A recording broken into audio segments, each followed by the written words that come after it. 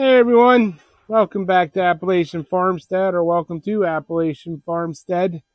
I'm Mike.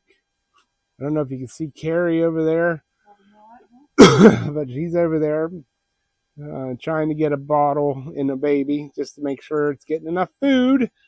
But, excuse me, this is a little Arctic. Huh. Anyways, so this video, oh my God. I have her right here. Seriously. It's right here. Okay. Where was I? Oh. So, you're not going to let me in peace, are you? Here, Sparkles. You going to let me in peace? Anyways, 2 weeks ago, we got 14 inches of snow. And I tell you what, that kind of caught us. I don't know if it wasn't really caught us off guard because we knew it was coming. But it definitely, we learned some lessons from it. Number one, that this shelter was a blessing, that we moved the goats into here. But anyways, it collapsed my sawmill shed. You've seen that. Or if you haven't, you can go back in 2 videos ago. We had, it collapsed that. And one of the big things is, here. It's not gonna let me alone. Try this. This is s'mores. So what it did was it caused us to go from like an hour in the morning of chores. It's not gonna work. They're not gonna let me alone. To almost 3 hours worth of chores, just because of all the snow. I mean, you're not getting around as easy. Obviously, you're 14 inches. That's almost knee deep. You're using more feed because the goats are cold, and it was very cold when that snow came. So,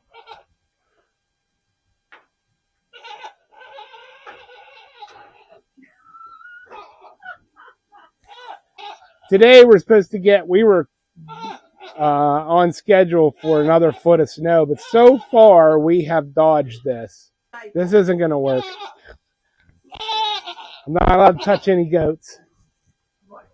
No, it's all right. Look at her. Look at. So I'm not allowed to hold any goats. Moms don't want me to hold them. So, but anyways, so where was I at? Oh, goats, baby goats. Yeah, so this one here, we were supposed to get maybe a foot. They're still calling for 4 to 8. I don't know, with high winds coming. So you really, really need to be on your game. You got to be on your game on this stuff. Lesson number one that we have learned from the big old snow that we got here was chore time.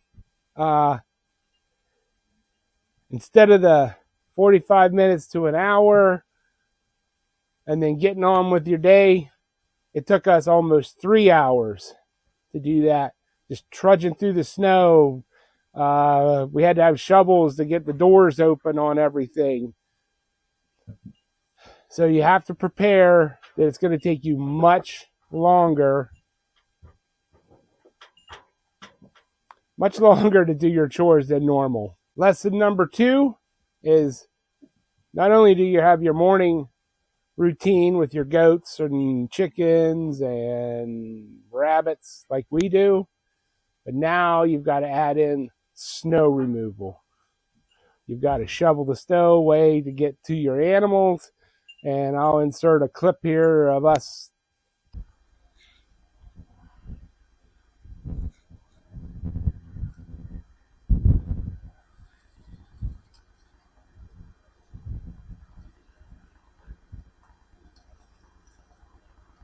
I'm about to get just getting, like, all our hay is stored in a barn,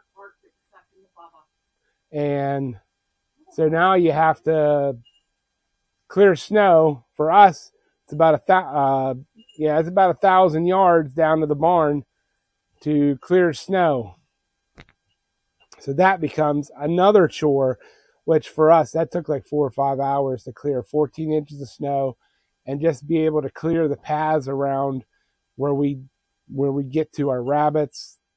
Got to get to the bucks, the other goat pen, the chicken, the chicken pen. All that stuff took forever. And then you add in 3-4 hours of snow removal and your whole day is gone. Whole day is gone. And that's if everything goes correctly. If you have a breakdown or something like that, then, well, you're just shit out of luck. Lesson number 3 is you should do, when you're getting a heavy snow, high winds, torrential downpours, whatever you get where you're at, you should always go around and check your shelters to make sure everything is the best that you can make it. I know just for this structure here, we spent several hours getting the snow off of it, because 14 inches of snow, thank goodness it was a very cold snow, so it wasn't super heavy, but we had to get snow off of this plastic for fear of it collapsing. So that's a big thing. Sawmill shed totally collapsed, and that is completely on me because I didn't go up there and take the snow off. I was basically worried about snow removal and the animal welfare. Are you going to have a baby? Are you releasing the hostages? Oh boy. Lesson number 4 is stress.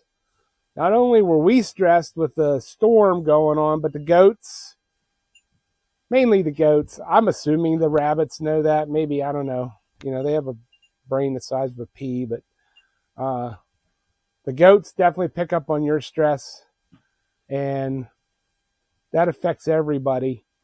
So you have to take that into account, that you have to kind of stay even keel when this stuff's going on, even though it's a very stressful situation. You're out here trudging through, knee-deep snow. You're getting tired. It's taking you 3 times as long to do your chores. And at the time that we were doing it, for us, I believe it was like 10 degrees outside. So you're cold and you just want to be done. And that's a stressful situation. Backup plans. Lesson number 5, backup plans. Fortunately, we did not lose electricity. But, and storms like that, especially like this storm, it's not hitting us. We're on the western edge of it so far. This nor'easter is probably going to wipe out the 95 corridor with several feet of snow. So what are you going to do when the power goes out? Are you a household that needs electricity to heat your house? For us, we heat with firewood. So we just make sure we have enough firewood close to the house, usually right off the front porch, that we have a basket on there for we can sit there. We can have like a week's worth of firewood. In a really bad situation, I do have a 15 kilowatt generator that hooks to the tractor, powers everything. I could power everything here with 0 problems. Now we do have solar with 10 kilowatts of backup battery bank. So that is one thing on our list this year. We want to double that. We would like to be at 20 kilowatts of backup power, right? or more. So then we would be off grid and completely free of the electric company. So, but always have a backup plan: heat, power, food. Make sure you have food stored away. Make sure you have extra food for your animals. In storms, animals are going to eat more water. If your power goes out and you have a well, do you have a way to power your well to get water? And lesson number 6 is storms, winter storms, but storms in general will always expose your weakest systems. So for me, that was my sawmill shed that I put up. It's basically just a canopy tent. And it lasted through, honestly, it's lasted through 60, 70 mile an hour winds we've had here almost a year, and then 14 inches of snow wipes it out. So Yeah, we lost the garage for the barn. yeah, and plus it actually, so that little tent up there over my sawmill survived what my barn did not. And New Year's Eve blew the 70 or 40 feet of roof off of my barn, and the sawmill shed survived that. So that brings us back to today, where we have this big nor'easter running up and we're on the western edge. We're still supposed to get the 40 to 50 mile an hour winds. I'm assuming that's going to be tonight into tomorrow. And the last I checked, we were supposed to get 4 to 8 inches, which I don't know if that's going to happen. Hopefully it doesn't.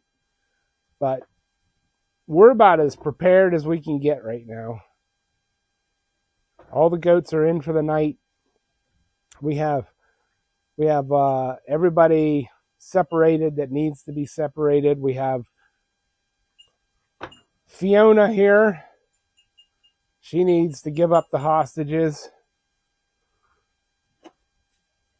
And that's the other thing. I don't know if you guys have goats, but good Lord, man. Usually when the weather's bad, that's when they kid. But we got that one.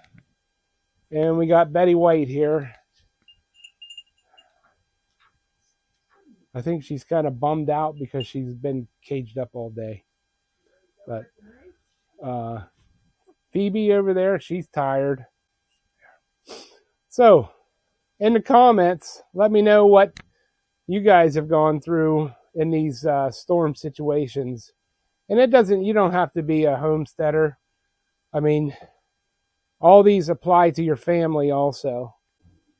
Anyways, let me know what's going on and how you guys have survived these winter storms or summer storms or spring storms. Crazy weather. Yeah, the crazy weather. How it affects you, your livestock, if you have any, your family, friends, and what you do to prepare for stuff like this. So just always remember, every morning around 7:30, we put the camera on and you get to see, hello, I'm making a video here. You get to see the goats get up in the morning, the babies get up in the morning and do some parkour in here. So please tune in. You don't even have to watch it all the time. Just put it on play. Let it run. Let it run in the background. We'd really appreciate it. So thanks for watching. Leave a comment, thumbs up, and we'll see you on the next one. Thanks.